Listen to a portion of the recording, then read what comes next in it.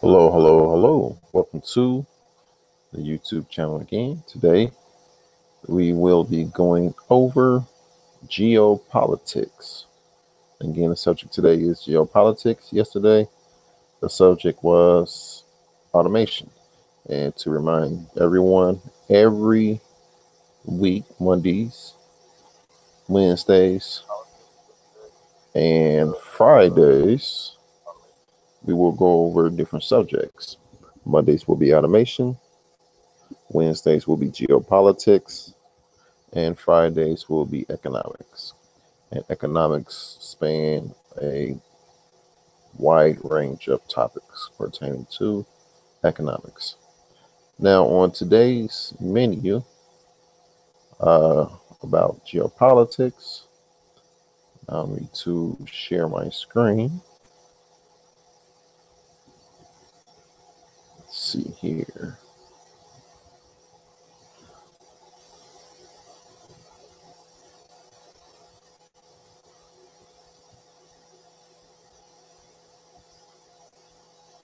All right, Brexit.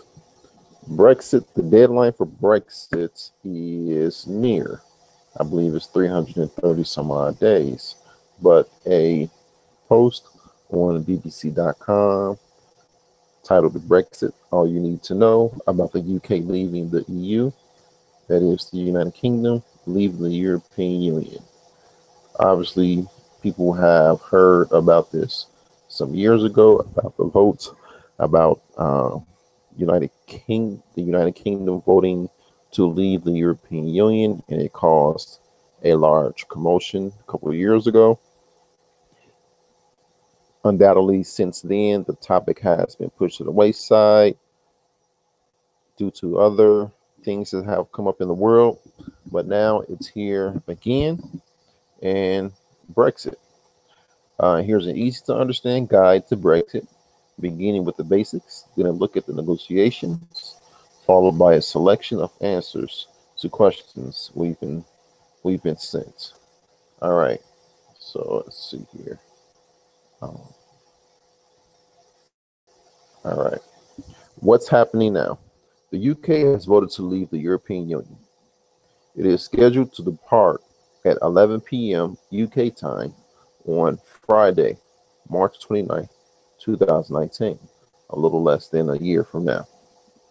The UK and EU have provisionally agreed on the three divorce issues of how much the UK owes the EU, what happens to the Northern Ireland border, and what happens to UK citizens living elsewhere in the EU and EU citizens living in the UK. Talks are now moving on to future relations after agreement was reached on a 21-month transition period to smooth the way to post-Brexit relations. Now, let's see here. A few things in that paragraph that stuck out to me. One is the three divorce issues. The first issue is how much the UK owes the EU. The European Union was a trade business deal between the different European countries that entered the European Union. Undoubtedly, some European countries did not contribute the same amount of monies as other European countries. Case in point is Greece and the kerfuffle they went through a while back. To my knowledge, the UK is leaving the Union because of these type of issues, issues pertaining to money. Another point that pops out is not specifically the Northern Ireland border, but the UK citizens living in the EU and vice versa. Because the agreement of the European Union, European citizens were free to move throughout the Union countries without having visas. Of course, they need passports, but visas. Because the UK is leaving the Union, that's going to stop. You'll need UK citizens will need a visa to visit the rest of Europe and vice versa. The European Union citizens will need visas to visit the UK. All right, so let's continue with this. What is the transition period? Allow me to keep checking to see if anyone has joined. I don't believe so yet.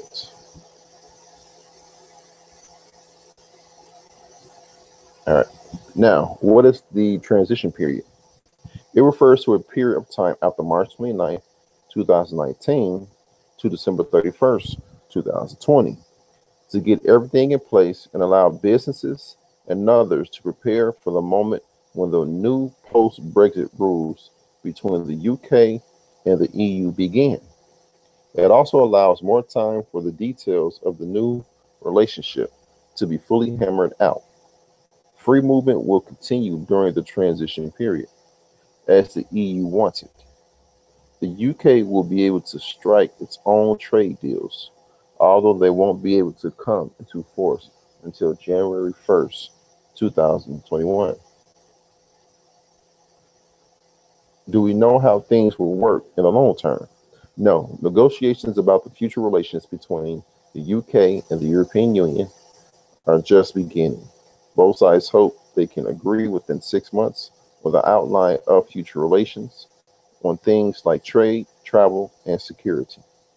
If all goes to plan, this deal could then be given the go-ahead by both sides in time for March 29th, 2019. Theresa May delivered a big speech setting out her thoughts on the UK and European Union's future relations on March 2nd, 2018. It has links to this. I'll leave this link in the description. You can go into more detail if you wish to. So is Brexit definitely happening? The UK government and the main UK opposition party both say Brexit will happen. Therefore, excuse me, there are some groups campaigning for Brexit to be halted.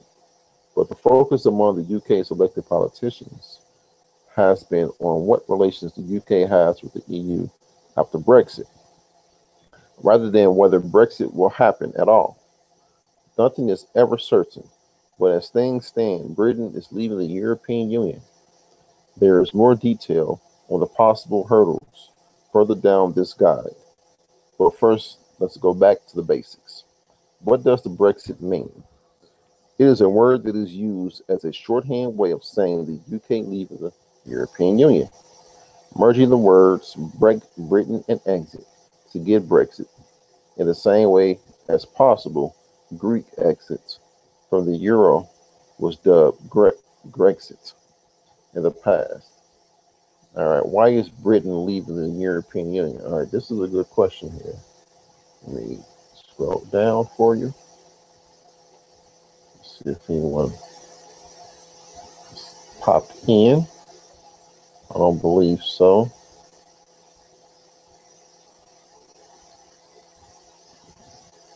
Okay. Why is Britain leaving the European Union?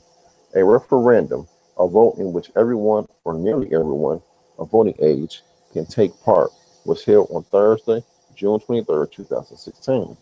That was what I was speaking about earlier, almost 2 years ago, to decide whether the UK should leave or remain in the European Union. Leave won by 51.9%, barely won, to 48.1%. The referendum turnout was 71.8%, with more than 30 million people voting. What's the UK's population? UK population. 65.64 million in 2016, so about half. Why was the breakdown? What was the breakdown across the UK? This is another good question. England voted for Brexit by 53.4% to 46.6%.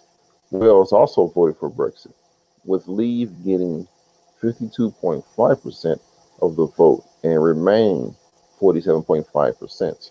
Scotland and Northern Ireland both backed staying in the EU. Again, Ireland and Scotland, which is the northern borders of the one of the points of the 3 divorce topics that will be hammered out. So Scotland and Northern Ireland both back staying in the EU. Scotland backed Remain by 62%, a large number, to 38%, while 55.8% in Northern Ireland voted Remain and 44.2% Leave. These are actually good questions that can help people understand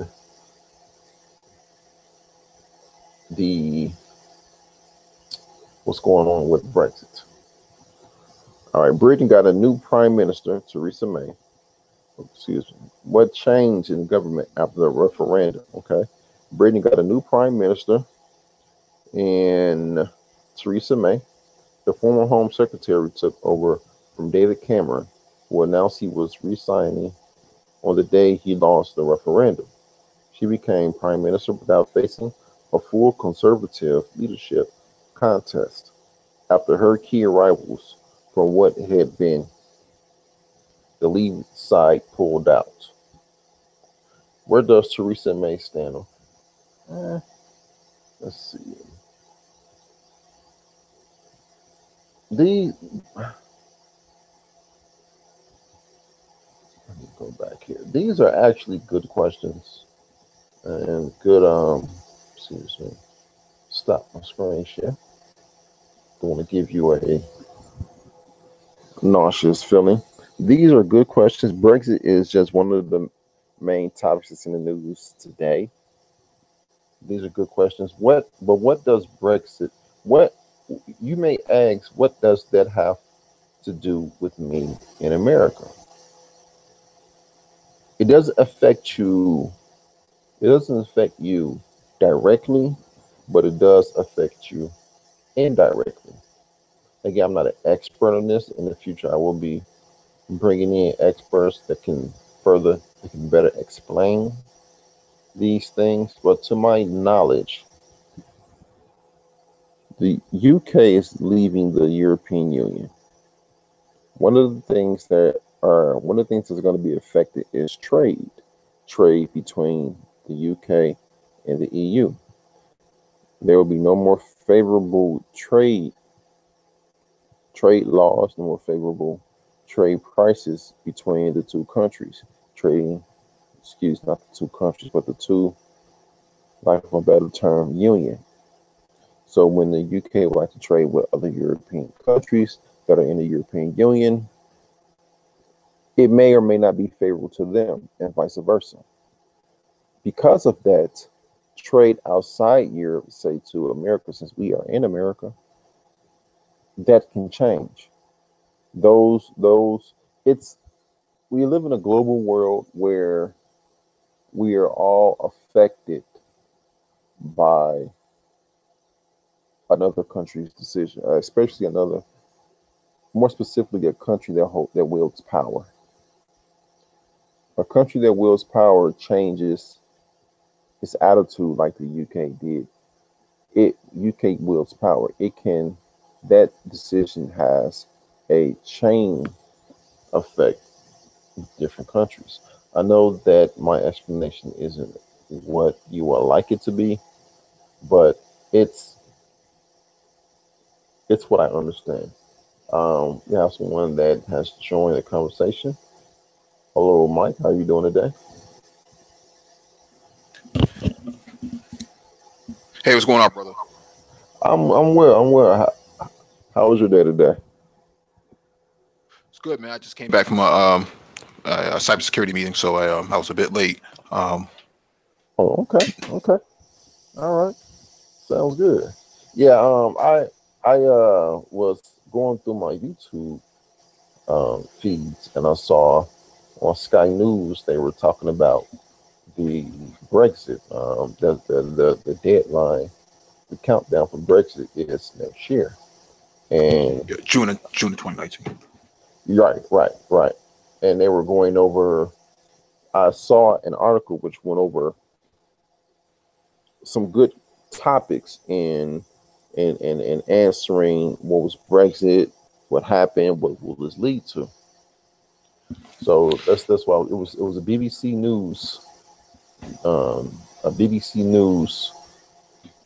uh, website, not Hmm. website, but article that went over. I'll leave that link in the description. But it was just saying that the European Union will exit next year, but Ireland, Northern Ireland, and I believe Wales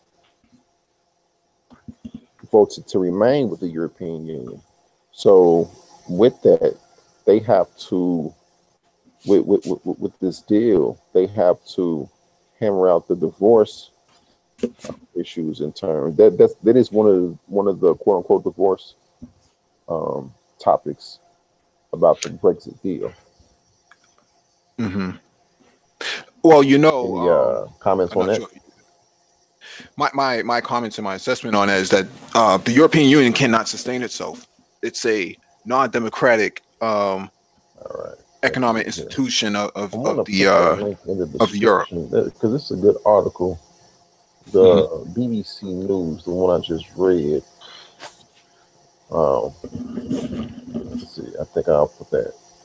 I want to do it now before I forget. But yeah, the Brexit. When I first heard it back in 2016, to be honest, me, I didn't think anything of it. It was, I thought maybe the same thing as you that are listening to it now. What does have to do with me? Okay, why are you telling me this? But when people that know more about it set me down to explain it to me, I understand. Okay, yes, we do live in a global economy. Things that one country with power does can affect other countries, a with power and without power. So Hmm. that now I understand. Other things, we'll just have to see what's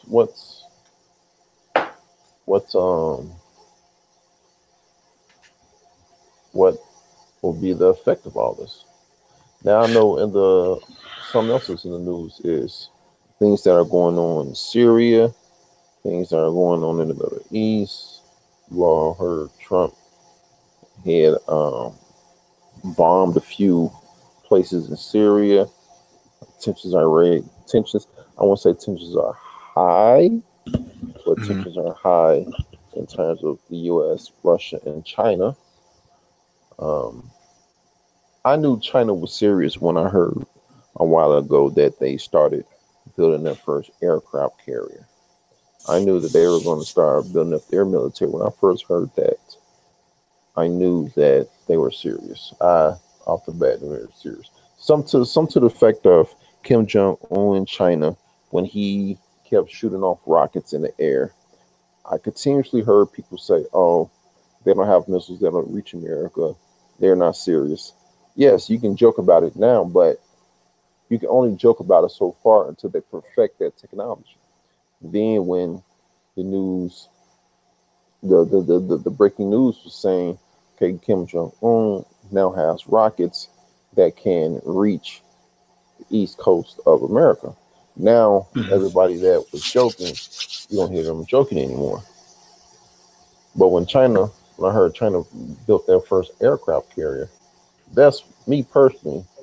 That's when I knew, okay, China's serious. You can't take them for granted anymore, especially when they have Russia.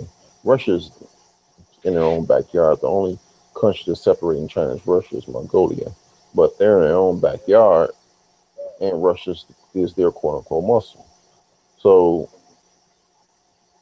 this is something to keep your eye on. I don't know too much about it right now, but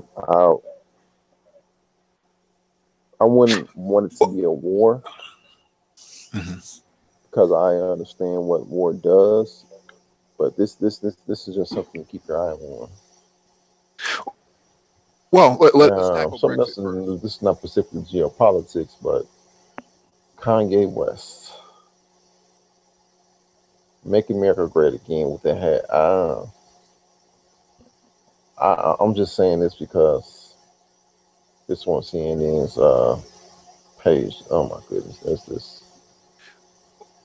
I think this guy's a lunatic. To tell you the truth, Let's. not a lunatic, but a functioning psychopath. Oh He, my goodness. he's a shock jock, so But he's yeah, going to do whatever he can no, that's in terms in the world of geopolitics. Mhm. There's a lot of things going on as Americans. It is important that we understand what's going on in the world. Americans have a bad reputation of not knowing what is going on in the world. We have a bad reputation of being comfortable in our own bubble. We believe that we live in a vacuum when we really don't. But as Americans, Let, it is really important to understand and to have a general working knowledge of what is going on in the world. I'm not saying that we should know everything thoroughly, but we should have a general working knowledge of what's going on in the world. This channel will undoubtedly organically grow to being African centered. When I say African centered, in terms of what things that are going on in the world, how does that affect us as Black people, not only in America but in the world? So we should know what's going on in the Caribbean. We should know what's going on in our neighboring countries pertaining to America. We should know what's going on in Africa. We should know these things. From that standpoint, we should know, okay, world politics, what's going on, and how does that affect us? How would that affect East Africa? How would that affect South Africa and so on? How would that affect African Americans? So I believe that we should have a general working knowledge of what's going on in America. Now, pulling up on CNN, Africa, another attack in Nigeria. Nigeria church attack leaves 19 dead, including 2 priests. The gunman opened fire in Nigeria's Middle Belt region. Oh my goodness. I hear so much about these Nigerian attacks that it's easy to get. Oh, it's easy to get the thought of, oh, that's what they do over there, or that happens all the time. It's easy to get complacent in that knowledge, but this is exactly what I'm talking about. And once you know, I'm going on a little rant here. I don't mean to, but once you know the politics is the what's going on in the world, it may drive you to do something. It may drive you to help. You never know. So with this channel, especially on Wednesdays, I will be putting up posts, short posts reading articles pertaining to geopolitics. But especially on Wednesdays, I want us to have a healthy talk about geopolitics. Geopolitics. What's going over? What's going on in the world? What's current? Going over what was current in the past. If you understand what I'm saying, what was newish in the past? Going over what's current and speaking about that in terms of how is that relevant to us, helping people understand, okay, now I understand, even though I hear it on MSNBC, even though I hear it on CNN, even though I hear it on the BBC, how is that relevant? Understanding it past the title, past the quote unquote talking points of the news anchors, going into depth with it on Wednesdays, apparently geopolitics on this channel, and having a good working knowledge. I want this channel to be a place you can have a good working knowledge of what's going on. And I will do my best to help you do that in terms of reading articles, posting them regularly, and really specifically reading articles leading up to a topic, leading up to a Wednesday or a Friday or a Monday, and talking about those current topics. But right now, that I don't know if Mike wants to say anything. Would you like to say anything, Mike? Yeah, we can start. We can start from the top because I didn't come in at the top. I heard you talk about Brexit. So I think you're paused. I mean, I paused, but your mic is on mute. no, my mic's on mute. Let's see.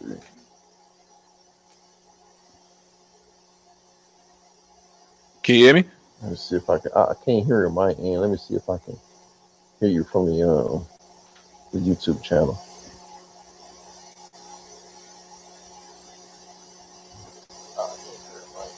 Okay. You go ahead. You go ahead.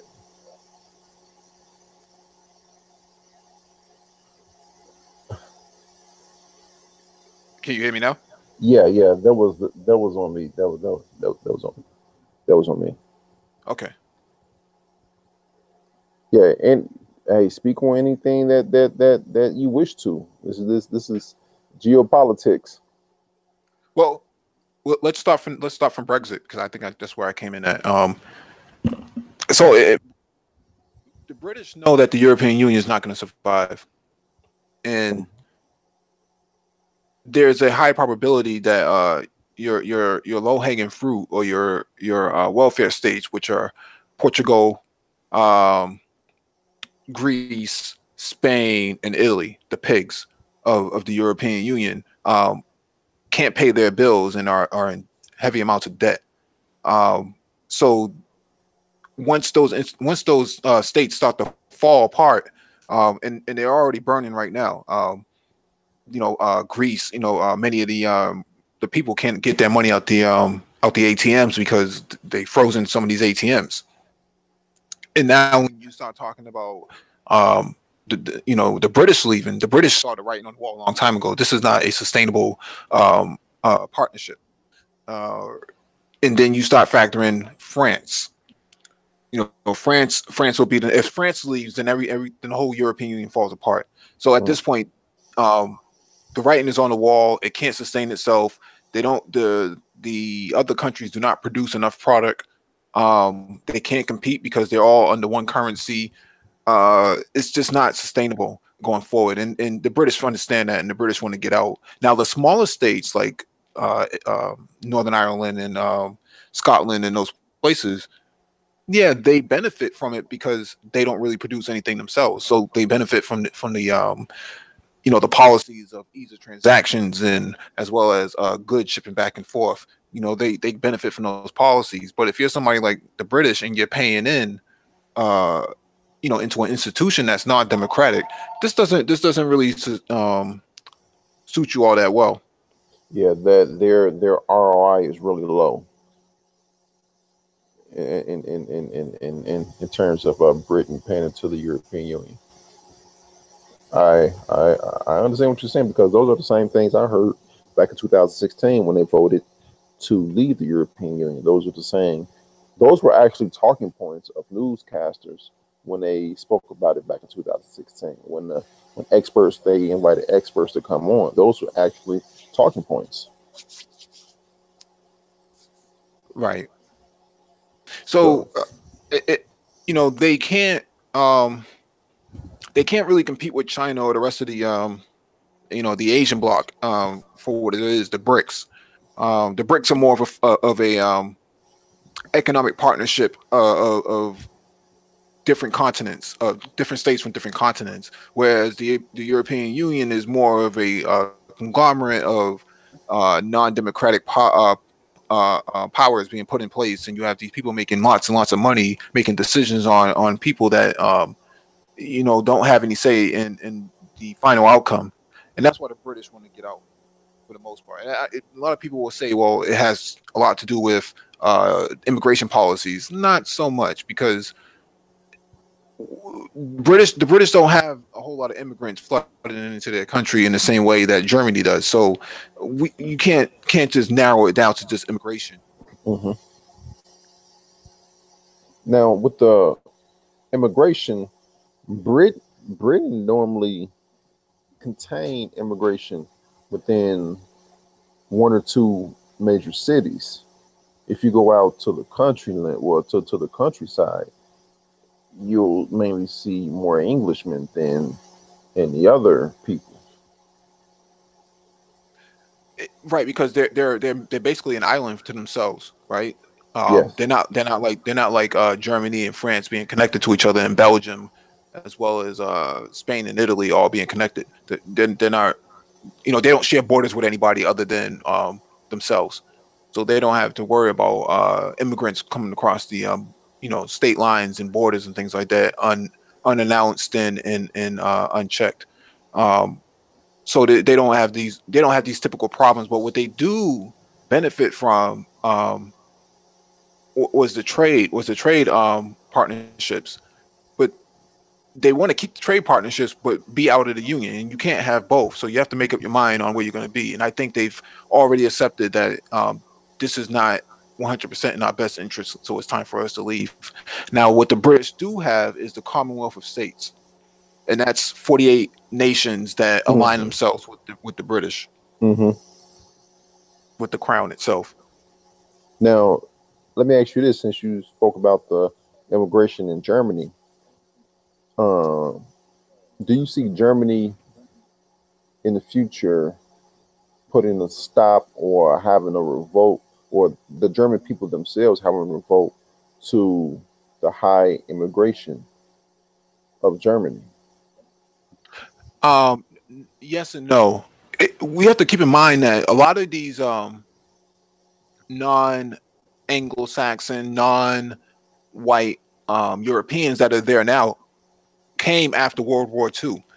They went to Africa and they went to the Middle East, and they being the Europeans, pulled all these people in to help rebuild Germany or rebuild Europe from the rubble that it was in after World War II. Mm-hmm. So they were the slave labor that came in. So that's why you see, the immigrants that are there now that are non-white, that actually have European status. That's where they came from. The French brought a lot from Algeria and other former colonial states. The British brought a lot of them from the Caribbean, and many Nigeria and places like that, Zimbabwe. Okay. Okay. Now, with I know you and BGS was speaking about the attacks in Syria and how it's not on a level of war or the commencement of war, but it's still something to be looked out. Has any other news been coming out? Because I'm looking at my feeds. I'm on Sky News and I'm trying to look at Bloomberg. But is any other news on that front? So the most recent news is that the OPCW did not find any chemical tracings of chemical weapons that the Americans and the British and the French had accused um, the Syrian government of using against its people. So that's one. And number two, Israel struck Syria again. I think either last night or this morning. So Mm, they're attacking. Israel is attacking certain facilities inside Syria to try to prevent the Syrian military from making advancements against the terrorists. The terrorists are sponsored by the United States, Britain, and France, and Qatar, and mhm. Saudi Arabia. Okay. Okay. Now, uh, BGS put up a video about the pipelines, the two proposed pipelines, one by Russia, one by America. They're supposed to be going through these same countries with that you just mentioned. Mhm. Now, with these pipelines, these oil and gas pipelines that's supposed to be being built, how does that what role does that play in these bombings and these escalated tensions? The pipelines are a benefit, right? So it's the after effect of the collapse of Syria.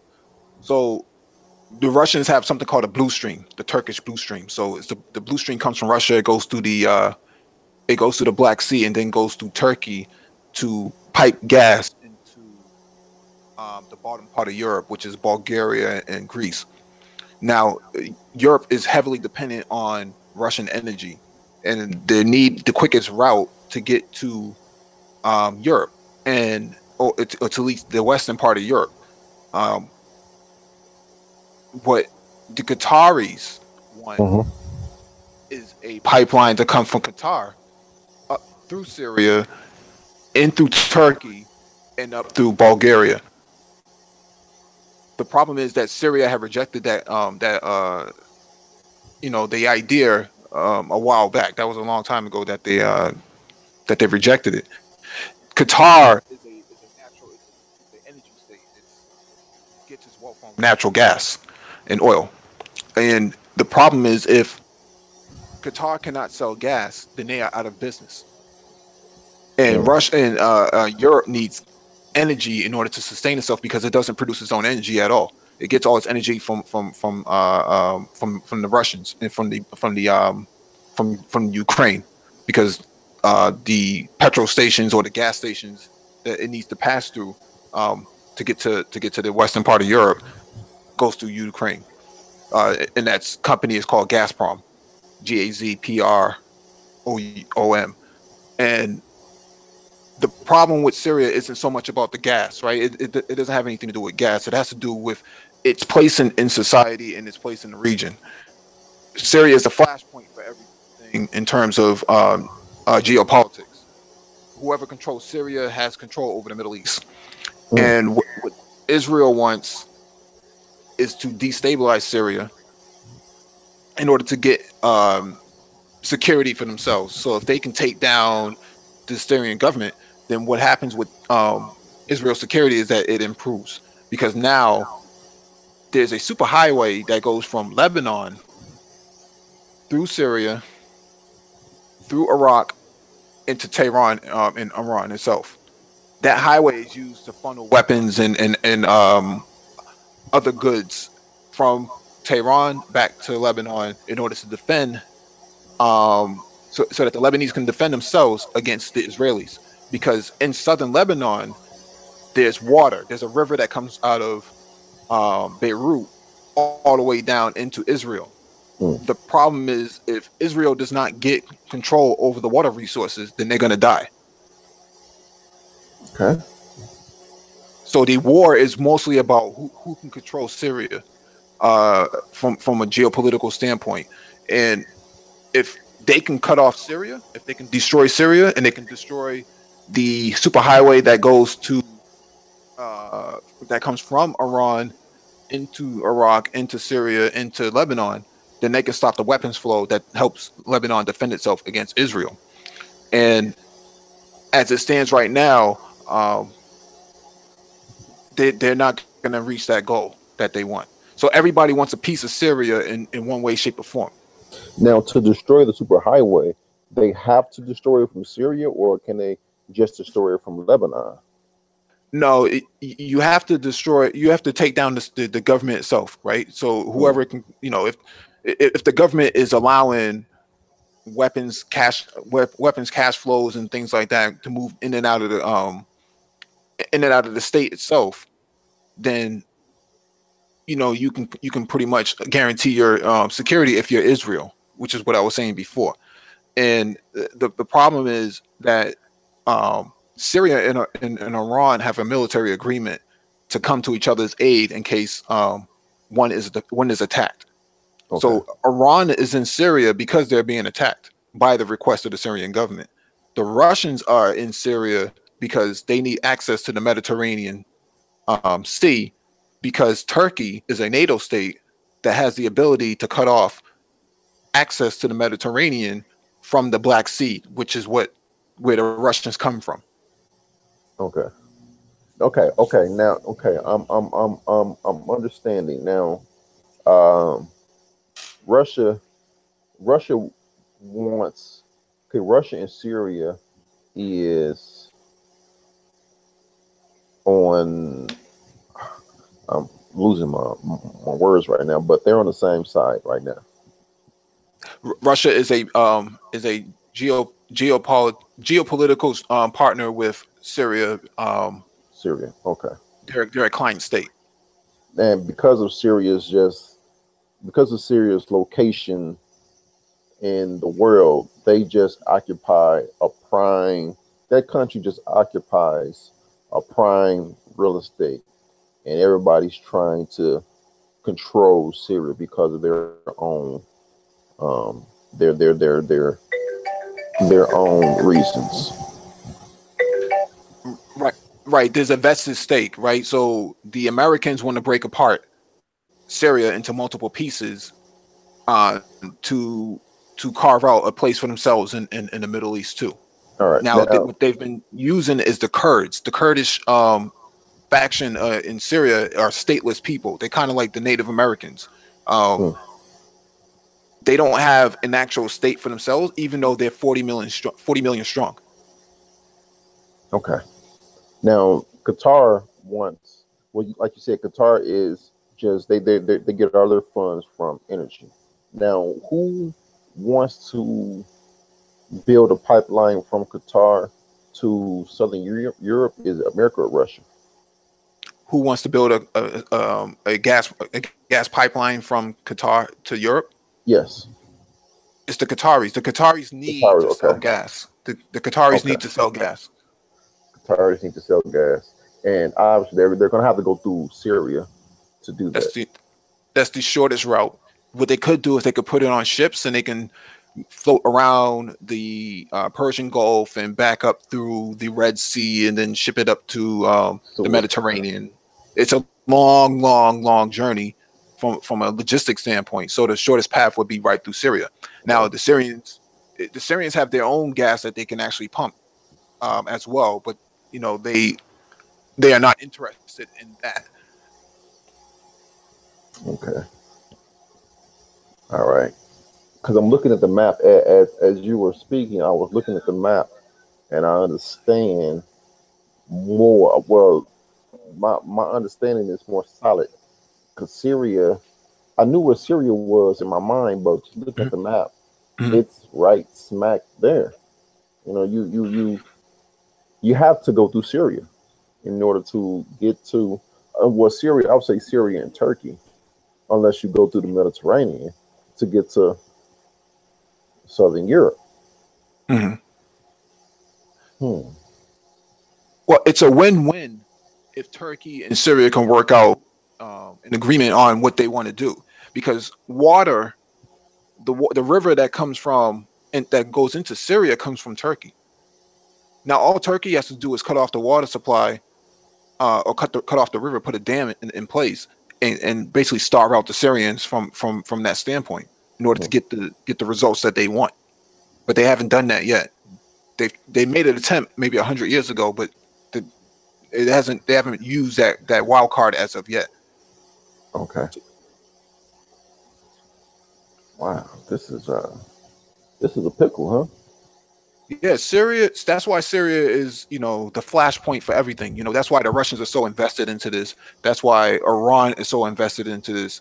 That's why Israel is invested into this. That's why Turkey is invested into this, and that's why Americans are invested into this, and that's why Saudi Arabia and Jordan, and other surrounding states, Kuwait, they all have a vested interest in see what happens. Because if Syria falls apart, you're talking millions and millions of refugees flooding across your border, and it's just not sustainable. There's already a million refugees that came from Syria that are sitting in Lebanon, and Lebanon can barely hold those people as it is. So there's a interest in seeing Syria stabilize from having all these jihadis within their country. Yeah, and with the if Syria, like you said, if Syria falls apart, and then you have all these refugees flooding into every other country that's close to Syria, wouldn't that pose a security risk to those countries, like you said, with the jihadis? Wouldn't that pose a security risk? Absolutely. And the thing is, they've been trafficking guns and human trafficking that's been going on between Syria and Turkey, because the jihadis, these terrorists, have been uh, using people and flooding them into Europe, and using them as slaves and things like that. Iraq has had the same issue as well. And Monday, Iraq has started doing airstrikes into Syria by the request of the Syrian government. So Iraq is also involved now too. Well, wait, Iraq has started doing airstrikes into Syria by request of the Syrian government. Yes, to attack the jihadis in east of the Oh, Euphrates River. okay. So the Syrian government has been having problems with the jihadis also. The jihadis were sent in to take down the Syrian government. Oh, So but so you understand now that these jihadis were brought in from all these other countries, from China, from Russia, from all parts of Europe, all some of the parts of the Caribbean, a lot of parts of North Africa, all coming in, and you're talking 250,000 terrorists invading your country.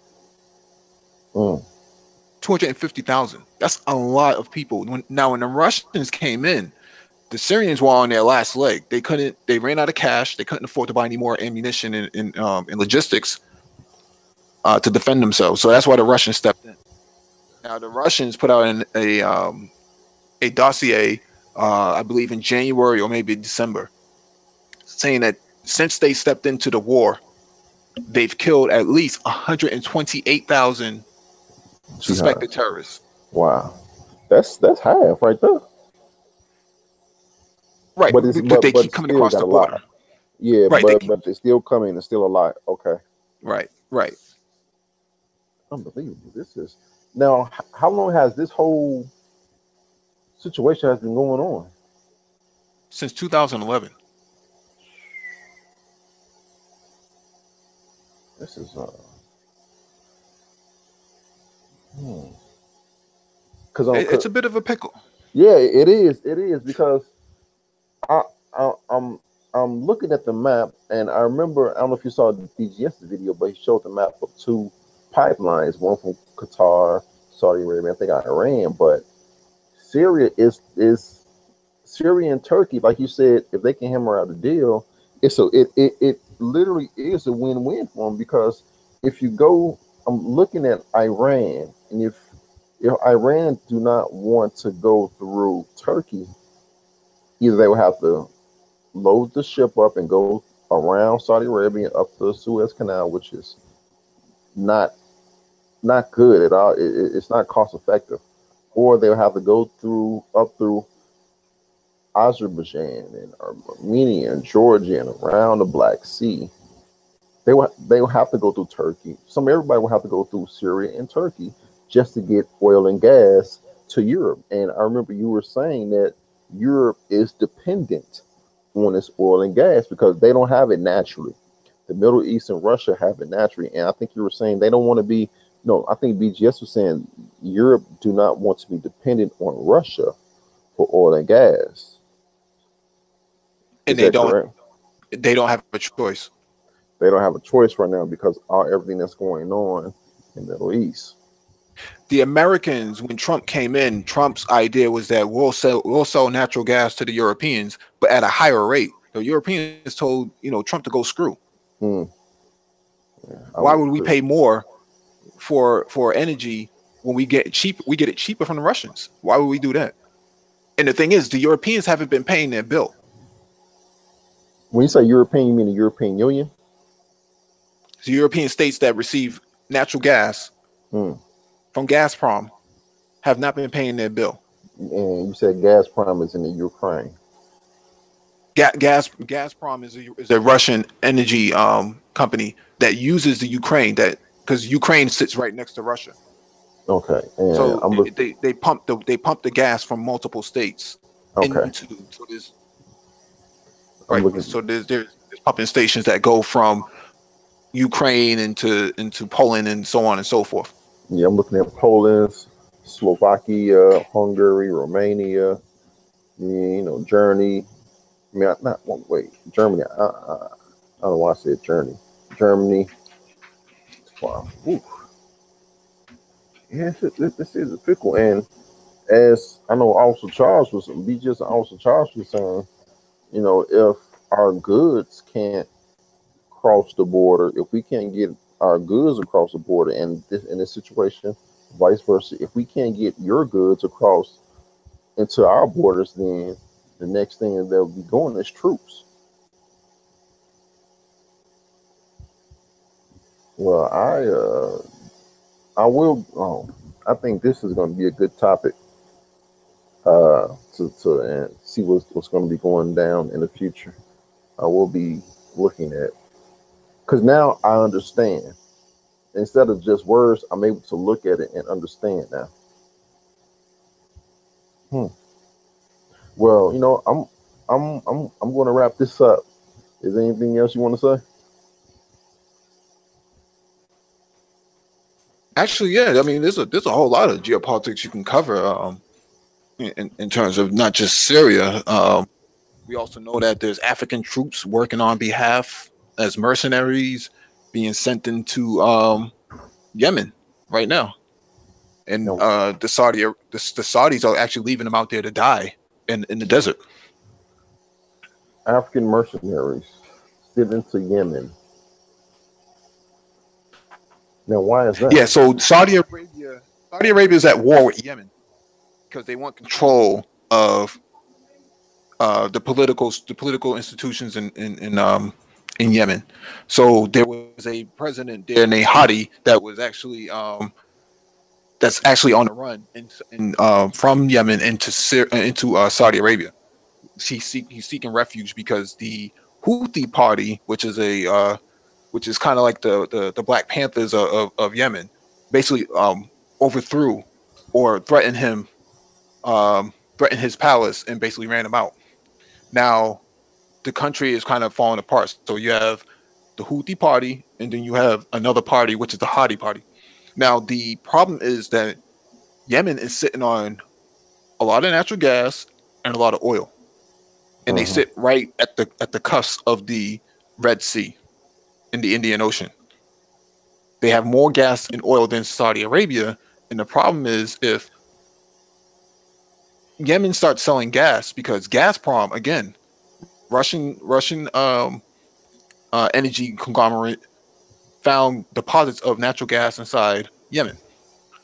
If they can start pumping their own energy out of the ground and start selling it, what does that mean for Saudi Arabia and what does that mean for the United Arab Emirates? That They're means that, gonna go dry. Well, they can't get their energy out. well, not that they can't get their energy out, but they can't compete because they were making a nice profit by themselves. Oh, okay. So Saudi Arabia and the UAE was making nice, like I said, nice profits, and they built up their economy around that. But because uh, Gazprom found more oil and gas in Yemen than in all of Saudi Arabia, Saudi Arabia wants to take control of that. They want to stop that. They want to stop that because if Yemen can tap into that and get that out and sell it, they would then go up through obviously go through the Red Sea and through the Suez Canal and sell it to Europe, who is dependent, but they don't want to be dependent on Russia. Right. Hmm. Yemen has the same problem that Haiti has. They're being illegally occupied and terrorized by other nation states so that they can't reap the benefits of their own natural resources.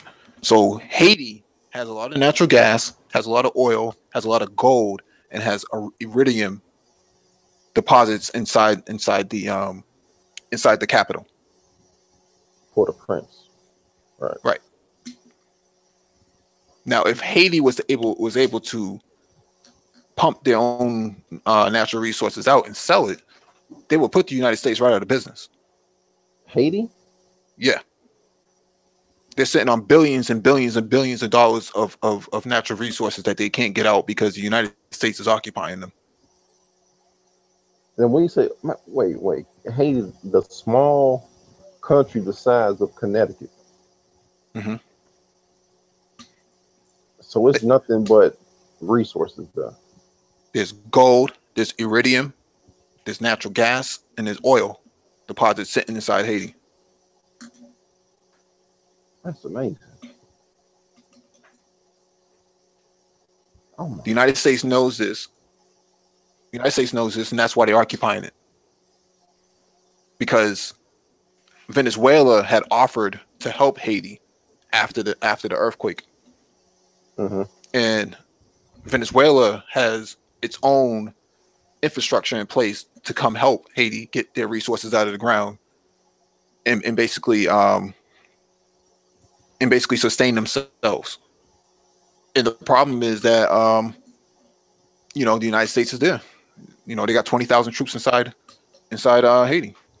20,000 troops inside Haiti, preventing other countries from helping Haiti to tap into Exactly. their own resources to sell. Exactly. Now, see, this is what I'm talking about. I want this channel to be something because I'm learning a lot just with this. I'm learning a lot. I want this channel to be. We can come and actually not just bump our guns, but just talk Hmm. Hmm. and listen and learn. Talk, listen, and learn. Because now I kid you not, I now understand what's going on. Like not understand everything that's going on, but I now have a general working knowledge of what's going on in Syria and those surrounding countries. Now I understand. Now I get it. Oh my goodness. And like we both said, it's a pickle. Because obviously everyone don't want their cut. Everyone wants to be the man. Everyone wants to run it. So everyone is trying to flex their power to run things, and that's going to cause the airstrikes, the bombings. This is a, and this has been going on since 2011. Oh my goodness. Well, they started with Iraq, right? So the reason why they invaded Iraq is because Iraq had uh, switched from selling their oil from the U.S. dollar to the euro. Okay, I think I remember that You'll notice that only the Americans invaded, but not the Europeans. That was on purpose. because they switched. Well, because it's not in their best interest to invade. But it's not in Europe or the European Union. It's not in their best interest to invade since Iraq already switched to their currency. Right. Now, Okay. recently, um, Iran switched, dropped the dollar, and picked up the euro to sell their oil in. Sounds familiar. Yeah. So now, and allow me to guess, America's may invade Iran.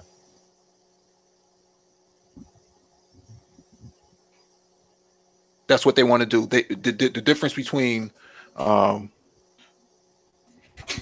Iran and Iraq is that Iran is surrounded by mountains, so they have territorial security due to the fact that you can't invade with tanks and you can't just bomb them because they're kind of dug into the mountains. Okay. All right. They have a built-in geographical uh, advantage, Exactly. but Iraq is not like that. So they're getting bombed right along with Syria because they're right next door to each other. Well, the Syrians actually helped to bring down the Iraqi government, so that's what happened. What? Yeah, What? The Syrians were helping the Americans in 2003. So in 2003, the Syrians were helping the Americans to bring down Iraq, they bring down the Iraq government. Fast forward Right. to 2017, 2018, Syria is asking Iraq to bomb the jihads because they are trying to take down a Syrian government. It's different governments, right? So the Okay. government that they had a problem with, the government that Assad had a problem with was Saddam, right? Which is Okay. part of the Ba'athist Party. Whereas today it's no longer the Ba'athist Party. It's a different institution, different non-secular government in place. Okay. They're more Shiite, which is Assad is more aligned with the Shiites.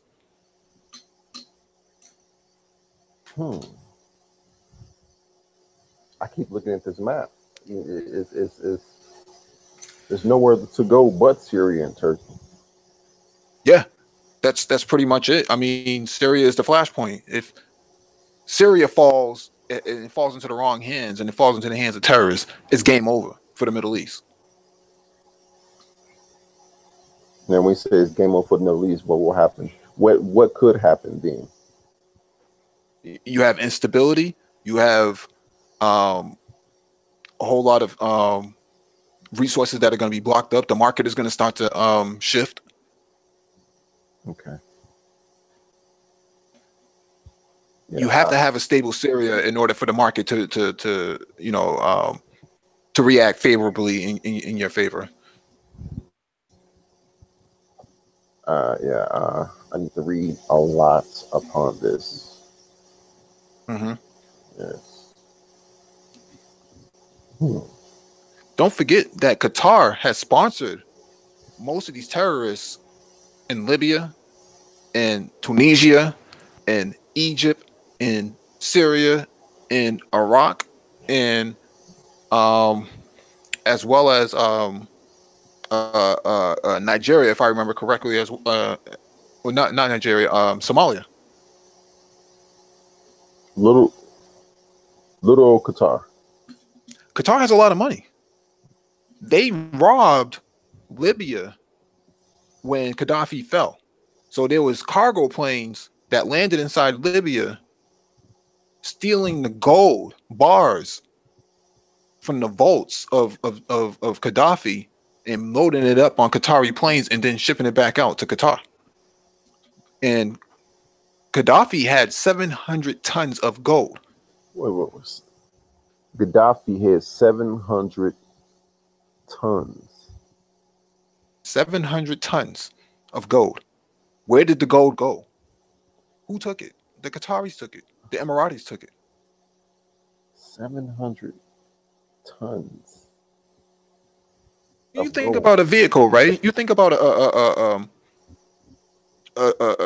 trash truck or something like that, or even a tank. A tank weighs 60 tons, right? 50 tons for a tank. Multiply that until you get 700 times whatever. Yeah, and you think about how do you load up that much gold? How many people had to come over just to load up that much gold, and how many planes had to come over just because gold is heavy, just to carry? Well, they had forklifts. They had forklifts. They had ships, and they had cargo planes. So Doha is the capital of Qatar, correct? Correct. And I've seen Doha. Doha looks like it has money. Doha, they hire people to sweep up the sidewalks. Not I know America has that, but they are on point.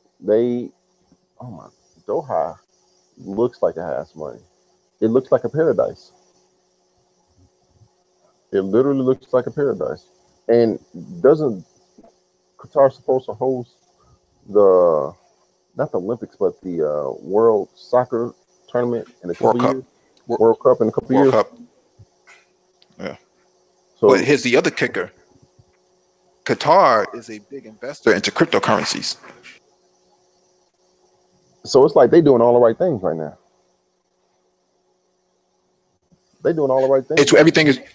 Everything's working in their favor.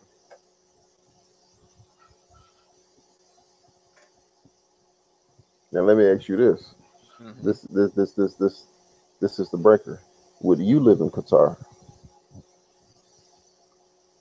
Since everything is working in their favor. I would not live in Qatar because there's no actual jobs in Qatar, so to speak. Right? Hmm. So everything is what the tourists and government assistance.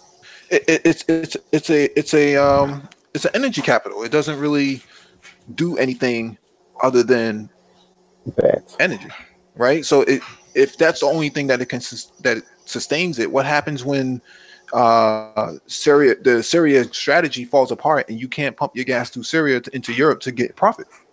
So it's a Qatar. It's a one trick pony. Exactly. That's see, like I said, that's a good thought. That wow. Oh goodness. And then what happens if you're Saudi Arabia and you're running out of oil in the next 80 to 100 years? You need to diversify your portfolios. Which means invasion. You're gonna have to think of something because you can't.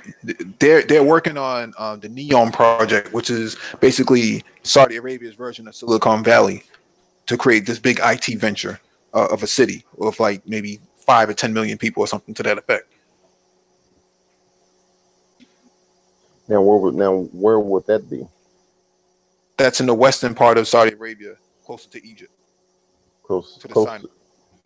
Okay, not in Medina or Mecca or anything, but close to Egypt. Okay. Hmm. Yes, yeah, you would have to diversify your portfolio because obviously this oil is going to run out, and I've heard a plethora of scientists and others say, this stuff is running out, and other countries are transitioning from fossil fuels to wind and solar and all these other energy forms of energy. So you don't want Eh, to eh, be holding the bag right, all this oil, but you have all the electric vehicles that are being pumped out. What are you going to do now? You can't put oil inside of an electric vehicle. You can't put correct gas inside of an electric vehicle. and right and that's right around the corner.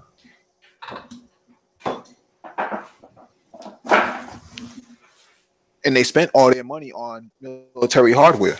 So they buy. If you saw the press release with Trump and the prince, he was basically toting the ideas toting the results of all of these military expenditures that Saudi Arabia has purchased $700 billion in military assets. Why would you need so many assets when you're not at war with anybody? Unless you're planning on invading or going to war with someone. Exactly. So they're running out of oil. Well, specifically Saudi Arabia. They know they're running out of oil. They need to diversify their portfolio because a big chunk, if not the vast majority of their portfolio is oil and gas. That's running out, and it's really contingent on what's happening in Syria. So you're depending on someone else. You're depending on the stability of someone else to sell all your oil and gas. Now you have these two things going against you. Now you spend 700 billion on military assets. So obviously, if you spend 700 billion on something, you don't have too much money left. So now they're going to this Silicon Valley idea to wean themselves off the dependency of other people purchasing their oil and gas. Well, it's more about sustaining their society. Their Yeah, society is completely, you know, they don't really innovate anything. Same thing with Qatar. They don't innovate anything. They lack the ability to think like Israel and China and these other places that thrive on their human resources, right? To constantly innovate and build things. Whereas in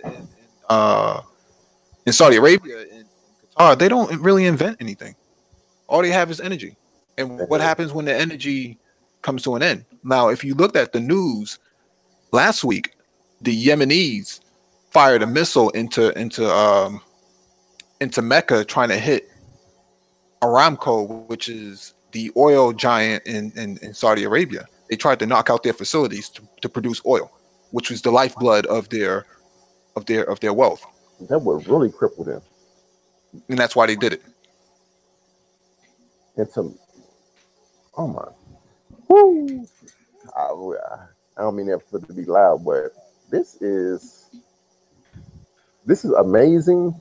This is amazing knowledge right now. So Yemen is trying to cripple Saudi Arabia because Saudi Arabia's lifeblood in terms of pumping and all everything that comes with the oil and gas is in Mecca. They tried to destroy that to cripple the whole country, so they can get they can sell their oil and gas. I'm presuming. No, because Saudi Arabia is bombing Yemen as we speak. They've been bombing it since 2015. Okay, and if they cripple the country's cash cow, they won't have any more money to spend on missiles and planes and other things. Exactly. Now that's a chessboard strategy. Well, when you really stop and think about it, right? If you can't beat a couple of guys with sandals in the desert, who can you really fight? Nobody. If you're the strongest, you have the strongest military in the Middle East from an Arab standpoint, and you still can't beat a couple of guys with turbans wrapped around their head and sandals with a couple of AK-47s. I don't know if you're ready for war. No, you're not. You're not. So and the thing is they're getting. Go ahead. You just wasted. If you're not ready for war, you just wasted $700 billion. Basically, and the Americans don't care. They'll keep selling you hardware. Yeah. They'll keep selling you hardware because that's the business. Right. They want the war to keep going. Right, exactly. And I don't blame them. Yeah. So same thing would be happening in Haiti. There was, the Americans sponsored a coup d'etat in Haiti in 2004 by sending mercenaries in through the Dominican Republic, and the Dominican Republic was behind it by trafficking the guns to them to take down the president of Haiti, the prime minister of Haiti. What was the earthquake in Haiti? That was 2006. It was. That was 2006. Alleged earthquake. Yeah, I remember it was supposed to be. I forgot the name of this machine where it creates earthquakes. Mm-hmm. You can detonate a very heavy weapon underwater or underground and get the results that you're looking for. I mean, I'm not saying that that's what happened, but very rarely does Haiti ever have earthquakes. So how is this possible? Right. And that's a pretty small island in terms of both Haiti and the Dominican Republic. Well, it was only one country at one point, remember? Right. And I'm saying, like, since it's a very small island, wouldn't a good portion of the entire island feel this earthquake? Right. It was something like maybe 5 to 6 on the Richter scale in terms of magnitude.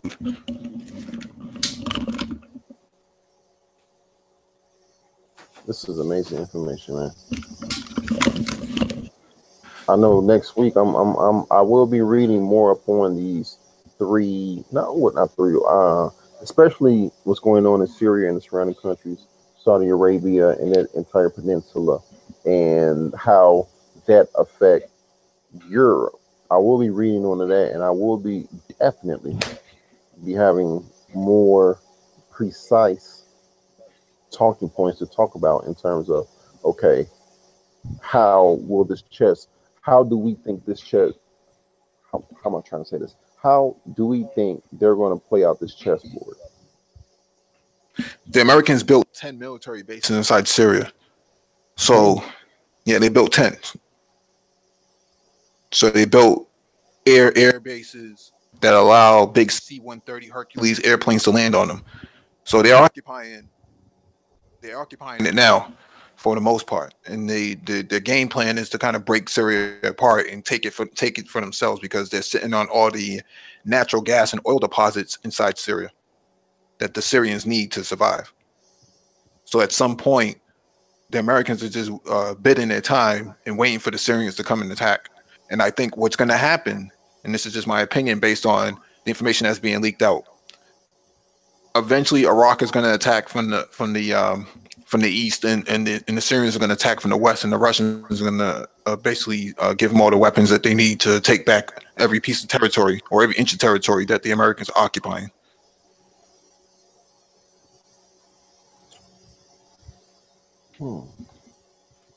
Because now it's not just the Americans, it's the British, it's the French. They're losing U.S. Marines out there as we speak. You know, I think like one Marine a week, or one Marine every 2 weeks is being lost. So Trying to secure U.S. military bases inside Syria. Well, basically trying to carve out the country. In the north, they lost a couple of British soldiers, a couple of American soldiers in the northern part of Syria, due to some IEDs that they stepped on or that they drove over. How many more lives are they willing to sacrifice in order to make this work? Because as it stands right now, Syria controls, or they gain back 80% of the country so far from the terrorists through military assets they get from Russia, presumably. From the Russian bombing as well as the ground forces. So they still control a good chunk of their country. They do, and they need all of it back, because if they just let the Americans occupy it, then what's going to happen is the Americans are going to break it apart, and they're going to go to the United Nations and try to create another Berlin Wall moment of East-West Germany. They'll do the same thing to Syria, where they try to split it in half for the next 70 years, and that's not going to happen. You know, they're not going to tolerate that. And East-West Syria, which means North-South Syria in this case, they'll occupy the northern. No, they'll occupy the eastern part of Syria. So the Euphrates River runs through Syria, and the Americans are sitting on the opposite side of the river.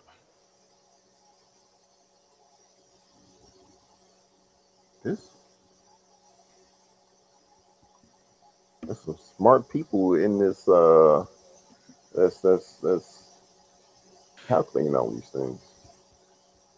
Oh yeah, that's been, you know, if you go back to 2007, Condoleezza Rice called it herself. You know, when she was Secretary of State, she said the new Middle East. The new Middle East, meaning that they're going to break apart Syria, they're going to break apart Iraq, they're going to break apart Libya.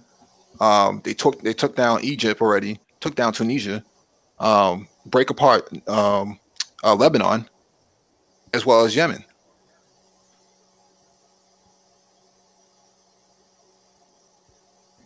And then Iran is the final piece of the puzzle. But I don't think they'll ever get that piece of the puzzle. I don't think that they're that risky.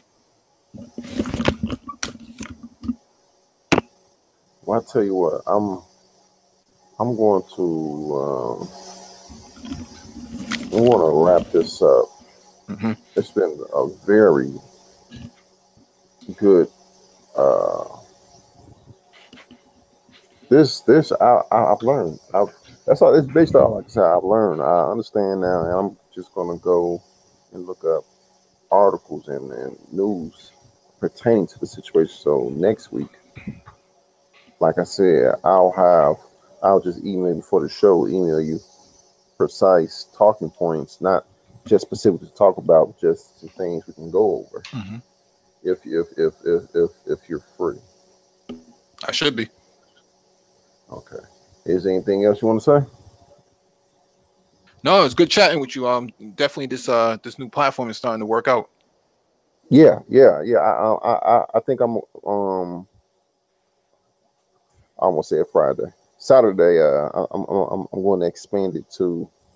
I'm going to let other people know so they can come on and I want to let them know we're specifically going to be talking about these topics, and they cannot morph into, oh, well, the black woman and the black man. No, it's not going to do that. It's not going to morph into that. This is a thinking platform. We're going to learn from each other pertaining to these specific topics. So that's it. But yeah, oh my god, I, I keep looking at this map like there is no other way. I keep looking at it, but I'm going to let you go, and it's been a good chat with you. Yes, sir. Have a good one. All right, Peace. all right, have a good one.